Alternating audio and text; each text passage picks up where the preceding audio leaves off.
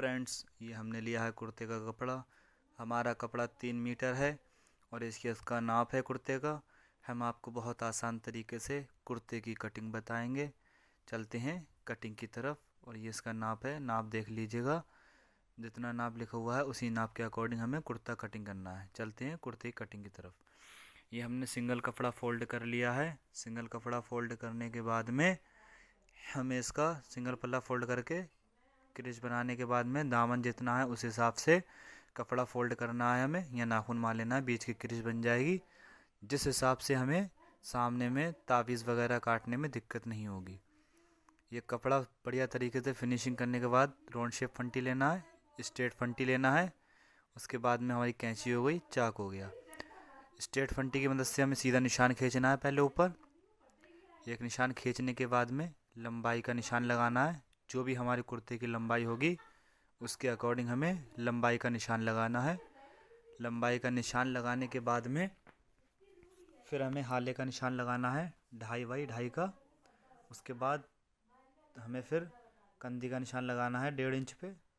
फिर आर्म मोल का निशान लगाएंगे हम 8.5 पे। आर्म मोल के और कंधी के निशान के नीचे हमें चाक का निशान लगाना है 16 इंच पे। 16 इंच पे हमने चाक का निशान लगाना है। तो हमने 16 इंच पे चाक का निशान लगा लिया। लगाने के बाद में इन निशानों को सीधा करना है। आर्म होल वाला निशान सीधा कर लिया, चाक वाला निशान सीधा करना है। अब ये दामन वाला निशान हमें सीधा करना है। ये दामन का निशान सीधा कर लिया। सीधा करने के बाद में हमें अब इस छोटी फंटी की मदद से हाले का निशान भी सीधा करना है। हाले का निशान ये हमने सीधा कर लिया है। अब कंधी का निशान सीधा करा।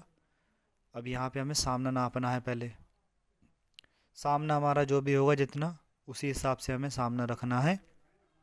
सामने का निशान लगा लिया हमने। अब हमारा इसी हिसाब से आधा इंच मार्जिन के लिए आ जाएगा। हिप का निशान लगाना है हमें। हिप का निशान लगा लिया। अब दामन का निशान लगाना है इसके बाद में। ये हमने दामन का निशान लगा लिया है। इसके बाद में हमें कि जेब का मुंह रखना है कितना, उस हिसाब से लगाना है। ये फंटी की राउंड शेप फंटी की मदद से हमने फिटिंग का निशान देना है। पहले निशान दे लिया। अब इसको उल्टा करके दामन की तरफ निशान लगाना है। ये निशान लगा लिया है हमने। निशान लगाने के बाद में कली की जेब का मुंह रखना है। हमने पहला निशान 2.5 इंच पे लगाया है। फिर कली की जेब का मुंह हमें 6.5 इंच पे निशान लगाया है।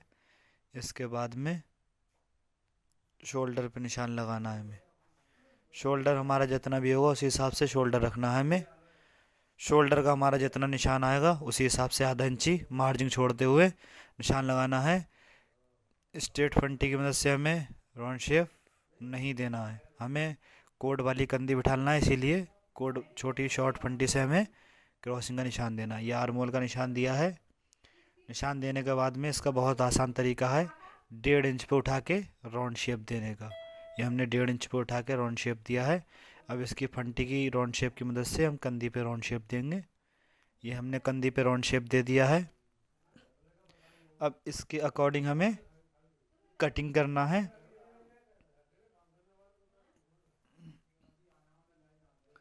हमने हाले कटिंग कर ली है। ये हमारा राउंड शेप बढ़िया आना चाहिए। और ये हमने कंधी कटिंग करी। ये कटिंग करने के बाद में आर्म होल काटना है हमें, ना ही ज़्यादा अंदर ना ज़्यादा बाहर, पूरा नॉर्मल एक सही काटना है हमें। ये चीज़ यहाँ पे ऐसे झोल आ जाती है, ये ज़्यादा अंदर काटने से टाइट हो जाएगा, ढीला काटने से फूलने लगेगा। ये हमने कटिंग करना है इसकी। ये हमने कटिंग कर ली। कटिंग हो गई हमारी। इसका जेब का निशान लगाना है हमें कट। यहाँ पे जेब पे कट लगा लिया 2.5 पे, फिर 6.5 पे। निशान लगाने के बाद में अब हमें इसकी बैक काट के बताएंगे आपको इसका बैक कैसे कटता है। ये हमने बैक फोल्ड कर लिया है। अब आपको समझाते हैं। कंधी के ऊपर से हमने इसी हिसाब से वो रखना है। हमारी जितनी कंधी है इसी हिसाब से रखना है हमें। हमने इसकी कंधी 3 इंची उठा रखी है। और हाले का हमने जितना भी दिया है उसी हिसाब से कंधी नाप के हमें निशान लगाना है ऊपर। हमने उसी हिसाब से नाप के निशान लगा लिया है। निशान से नापने के बाद में हमारी कंधी 7 इंची आ रही है। 7 इंच पे लगाने के बाद में 2.5 इंच का हमारा हाला कटा था, 2.5 इंच का हमने हाले का निशान लगाना है। और फिर जो कंधी 7 इंची पे निशान लगा देना है। निशान लगाने के बाद में इसको कटिंग करना है।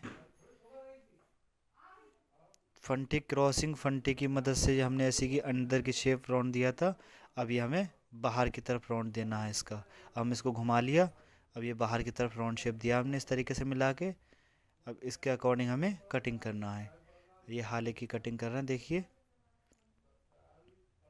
ये हाले की कटिंग कर दी हमने।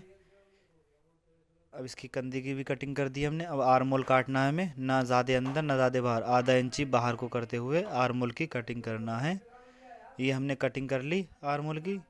अब हमें फिटिंग की कटिंग करना है, इसके अकॉर्डिंग हमने काटना है।